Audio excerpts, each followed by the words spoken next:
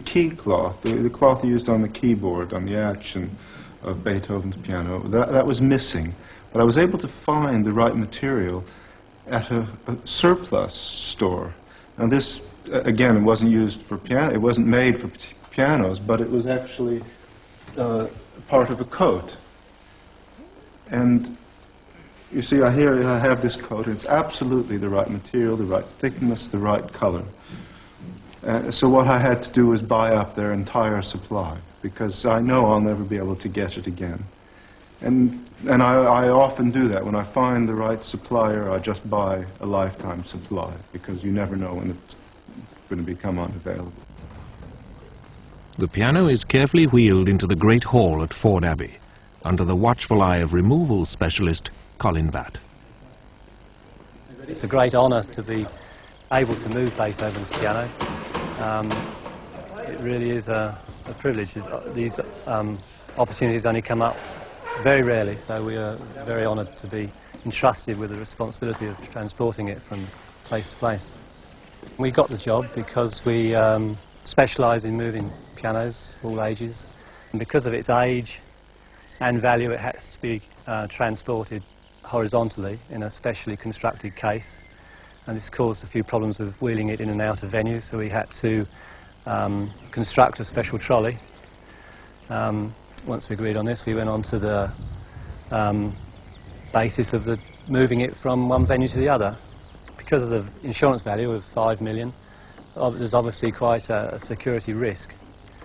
So we thought it would be better to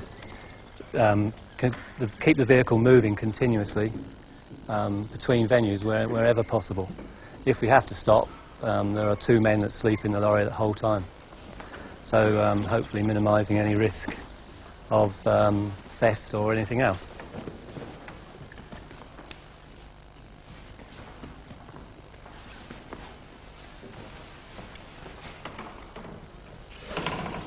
At last the piano is unwrapped. It looks perfect, but the chief concern is how it sounds.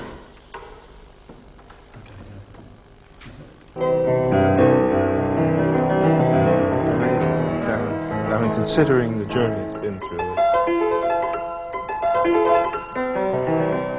it's only slightly out of tune, and it seems to be working fine.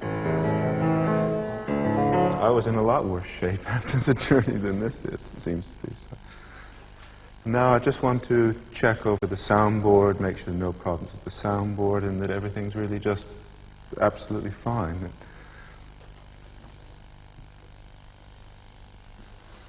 It really, I mean, it has traveled without any difficulty at all.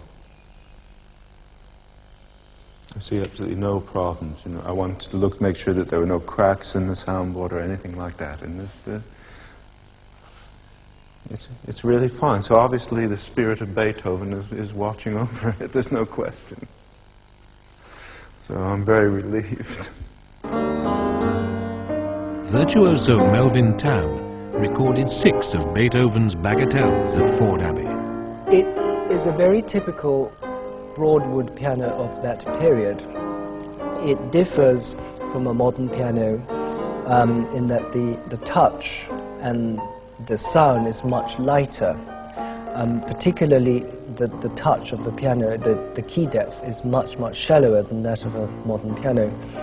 But it's really a sort of in-between instrument between the Viennese pianos of that period, which is what Beethoven had for most of his life, as did Haydn and Mozart and Schubert and Schumann, and the modern piano. So the Broadwood pianos are really a sort of in-between the very light Viennese pianos, which are very delicate, very light, incredibly difficult to play, then the Broadwoods and then the modern pianos. And in fact, it's what the modern piano action derives from, is the Broadwood. We find over and over again that when you play these instruments in the way that they were played, the essence of the music seems to come out that much better. It's not surprising, really. I mean, if it was written for certain instruments and they were played in a certain way, it's not surprising that that happens, but it's always a bit of a shock when you actually do hear his music on the, so to speak, the right instruments, because certain things just fall into place, and beautiful sounds come out, but also balances work out very well as well. So it's a very interesting business to try and use these old instruments, at least some of the time in one's career.